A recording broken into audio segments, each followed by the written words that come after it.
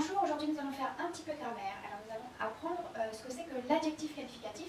Et avant cela, je vais faire un petit rappel de tout ce qu'on connaît déjà en grammaire. Alors, je vais parler d'abord de la nature des mots que nous connaissons. Alors, qu'est-ce que c'est que la nature des mots?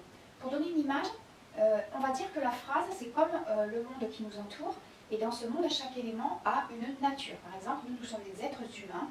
Et cette nature, elle ne changera pas. On ne pourra pas devenir des animaux, par exemple. Eh bien, la nature des mots, c'est pareil, c'est ce qui ne change pas dans un mot. Quelles sont les natures de mots que je connais déjà dans la phrase?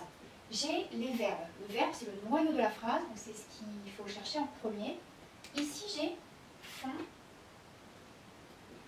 c'est le verbe faire. On, c'est le verbe avoir. Sont, c'est le verbe être. Alors, il y a différentes sortes de verbes. Les verbes d'action qui indiquent une action, ce sont la plupart des verbes.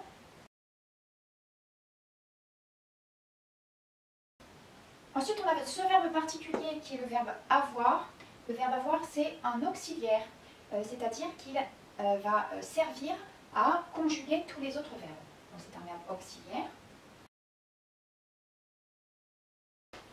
Et il n'est pas le seul à aider à la construction des autres verbes, puisqu'on a le verbe être, qui est aussi un auxiliaire, et qu'on utilise aussi pour construire les autres verbes. Ce verbe être, il est non seulement un auxiliaire, comme le verbe avoir, mais c'est aussi un verbe d'état. Donc c'est la troisième catégorie de verbes. Les verbes d'état, ils indiquent dans quel état sont les personnes, les animaux ou les choses. Il y a d'autres verbes d'état, donc il y a le verbe être, sembler, paraître, devenir, etc. La deuxième nature de mots que nous connaissons, ce sont les noms. Les noms propres, qui indiquent une chose ou une personne en particulier, que nous connaissons donc, qui trient et choisissent, ce sont des noms propres. Et ils ont une majuscule. Et ensuite, vous avez les noms communs, qui indiquent des personnes, des animaux, des choses, en général. Ici, vous avez devoir, qui indique une chose, cahier, qui indique une chose, stylo, qui indique une chose.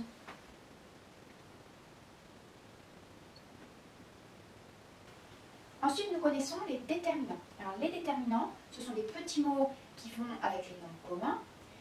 Et, comme leur nom l'indique, ils déterminent le nom. Ça veut dire quoi? Ça veut dire qu'ils vont indiquer, qu'ils vont donner une indication sur le nom. Ils vont dire s'ils sont au masculin ou au féminin, au singulier ou au pluriel. Ici, nous avons leur, qui va avec devoir, et qui indique que devoir est au pluriel. Nous avons un, qui va avec cahier et qui indique que cahier est au singulier, masculin. Nous avons des, qui indique que stylo est au pluriel. Enfin, nous avons vu une autre nature de mots, ce sont les pronoms personnels. Alors, le pronom, c'est un mot qui est mis pour le nom, qui va remplacer le nom. Dans pronom, on entend qu'il est mis pour un nom. Et le pronom personnel, c'est un mot donc qui remplace le nom, et il remplace une personne en particulier. Elle, c'est un pronom qui remplace, qui trie et choisit. Pronom personnel. Ici aussi. Qui remplace toujours qui trie et choisit. Les pronoms personnels, on en connaît certains. Ce sont les pronoms qui nous permettent de conjuguer les verbes. Donc je, tu, il ou elle, nous, vous, il avec un S et elle avec un S.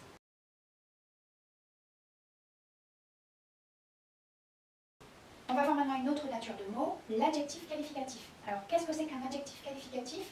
C'est un mot qui va avec un nom ou un pronom. On dit qu'il se rapporte à ce nom ou à ce pronom. C'est un mot qui n'est jamais tout seul. Pourquoi il se rapporte aussi à un pronom? Parce que le pronom, il est mis pour le nom. Il remplace parfois les noms. Donc, l'adjectif qualificatif, c'est un mot qui va avec un nom ou un pronom pour lui donner une qualité. Dans qualificatif, j'entends qualité. C'est-à-dire qu'il va décrire ce nom. Il va dire comment est ce nom. On a plusieurs adjectifs dans ces phrases. Un cahier propre. On pourrait avoir un cahier tout seul, mais on veut donner un détail sur ce cahier. Il est comment il est propre. Donc propre est l'adjectif qui se rapporte à cahier, qui décrit le cahier. Comment est le cahier? Il est propre. On a aussi des stylos neufs. Neuf est l'adjectif qui qualifie les stylos. Comment sont ces stylos? Ils sont neufs. On aurait pu ne pas le mettre.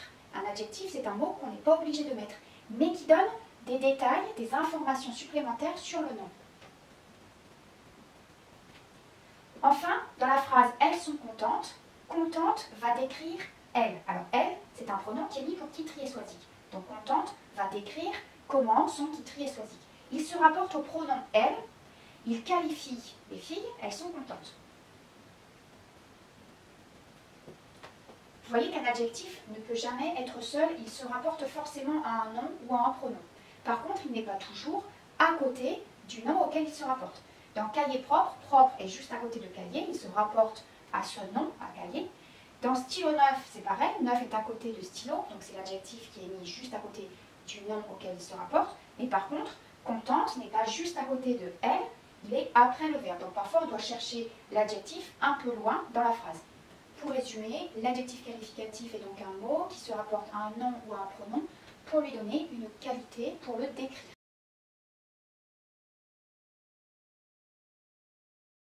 Vous connaissez toutes ces natures de mots, c'est déjà pas mal.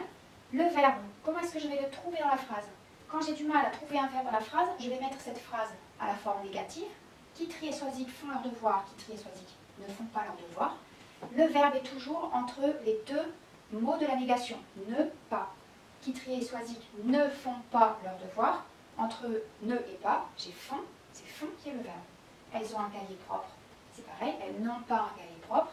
Entre le N' et pas, j'ai on, c'est donc le verbe de la phrase. Les noms propres et les noms communs. Alors le nom propre, c'est assez facile de le trouver. Il désigne toujours une personne, un animal ou une chose que l'on connaît. Et il a une majuscule, donc c'est facile. Par contre, les noms communs, parfois c'est un petit peu difficile. Le nom commun, il indique une personne, un animal ou une chose. Ça veut dire que quand je dis le mot, dans ma tête, j'ai une image. J'ai l'image d'une personne, d'un animal ou d'une chose.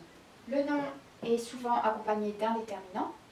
Et quand il n'est pas accompagné d'un déterminant, on peut le lui mettre. Les déterminants, ce sont des petits mots qui vont avec le nom et qui vont indiquer s'ils sont au singulier ou au pluriel, au masculin ou au féminin.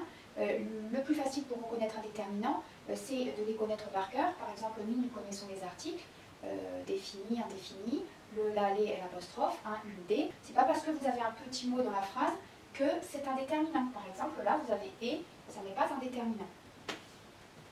Les pronoms personnels, nous on connaît les pronoms personnels sujets, les pronoms personnels qui permettent de faire la conjugaison. Je, tu, il, elle, nous, vous, il et elle au pluriel. On les connaît par cœur aussi, c'est assez facile de les reconnaître. Et l'adjectif qualificatif, donc c'est un mot qu'on peut enlever de la phrase, mais qui donne qui décrit un nom et donc qui donne une information supplémentaire. Donc à partir du moment où on a reconnu les noms communs ou les noms propres dans notre phrase, on peut plus facilement trouver les adjectifs. Je vous remercie, à bientôt.